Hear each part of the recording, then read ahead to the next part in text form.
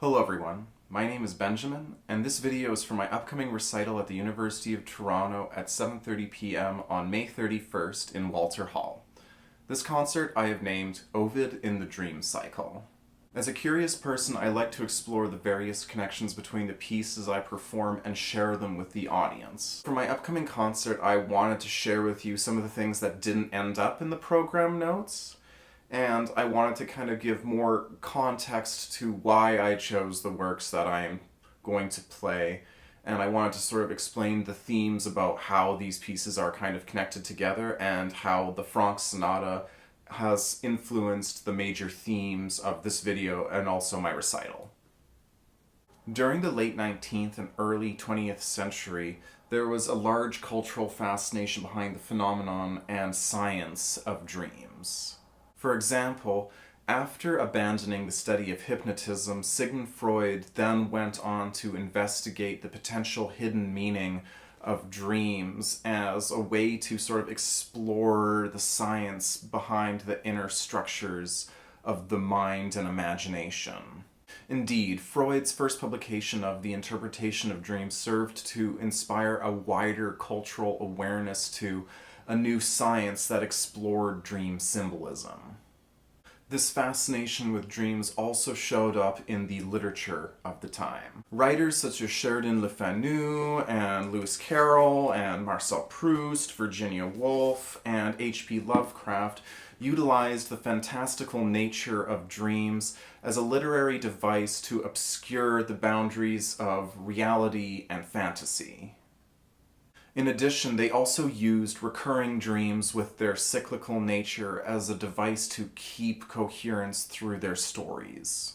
Some examples of these devices are the mathematical riddles that are hidden within the Adventures of Alice in Wonderland that lend a sort of hidden logic behind the nonsensical nature of Wonderland itself. Or the combined stories of H.P. Lovecraft's dream cycle, where the collective nightmares of different characters shape an eldritch landscape of horror. Or the stories by Sheridan Le Fanu, where the supernatural horrors slowly reveal their patterns of haunting each character. Perhaps the most famous of which is Le Fanu's novella Carmilla, in which a stranger leaves a mysteriously sick child to the care of the narrator's father, and after which dark events slowly start to unfold around them in both reality and through dreams. These unifying themes and patterns of dreams in the literature of the time were also adapted by composers into music. Many composers similarly used musical motives as symbols of different characters or events in a plot as a way to sort of blur the boundaries of musical forms to create new modes of expression. With this idea in mind, music could then imitate the symbolic pattern of dreams and literature. For example, Debussy's opera Pelléas et Mélisande, a work heavily inspired by Edgar Allan Poe's work The Fall of the House of Usher, contains a lot of dreamlike vagueness around the characters and their actions while simultaneously containing recurring symbols that never fully reveal their hidden depths within the story. This is a pretty big book, but honestly, it's really light. While the device of recurring symbols is endless within the realms of literature, however, in the late 19th and early 20th century, there had all of a sudden become a new trend and interest in cyclicism.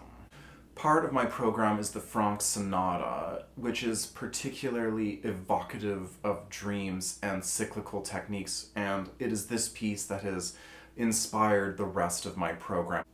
This sonata is dedicated to the legendary violinist Eugene Ysaÿe, who was the one who took this piece and made it what it is, and made it quite popular during his time as a violinist. Ysaÿe was known to constantly refer to the Franck Sonata as his sonata, and it was always a work that he described endlessly as dear to his heart.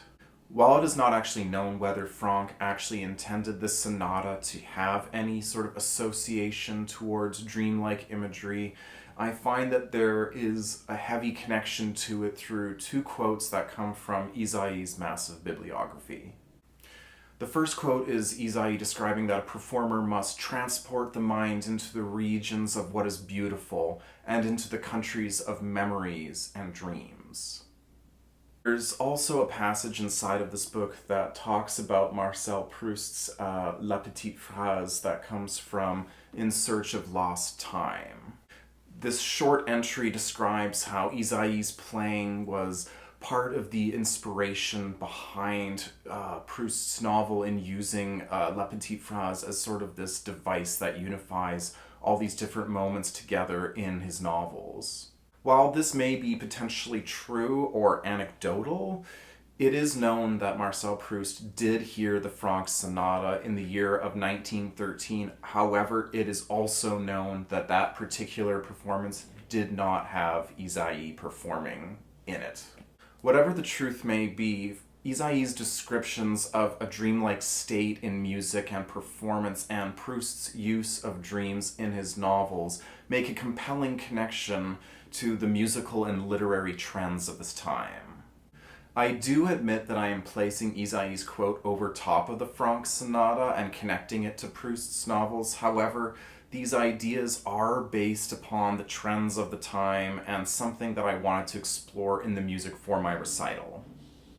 Another part of the trend of cyclicism was the returning to older music to draw new inspiration from older concepts of music and using that as sort of an idea of expressing musical time. For example, many European composers had become fascinated with Baroque music in particular and extensively drew inspiration from these older compositional styles and adapted them to modern harmonies and different techniques. In my upcoming recital, I'm playing a work from roughly 1916 that uses the elements of the Baroque instrumental suite and explores new key areas and various techniques and textures for the solo cello. I'm also playing a work by Jacques Ibert called Gilart Zana, which with its evocative title kind of plays with this idea of being transported somewhere far away, perhaps in time or at least in physical location. And it's a piece that resists sort of any classification of being either a tonal work or an atonal work, and it kind of has its own unique musical language that's particularly very evocative and kind of draws you in. I hope this video has shown you the ideas and concepts and themes behind my upcoming recital and sort of the thought process that I have kind of explored through this music and kind of attaching it to the larger cultural context of its time. If you want to see this show in person, you can come to the Faculty of Music at the University of Toronto in Walter Hall on May 31st at 7:30 p.m. in the evening, Eastern Standard Time. This show will also be live streamed from the Faculty of Music's YouTube page, which I will link down below in the video description. Thank you so much for watching this video. I hope that this has enlightened you behind the ideas for this recital and given you some inspiration and hopefully piqued your interest for what's going to happen. Alright, I hope to see you then. Thank you so much for watching.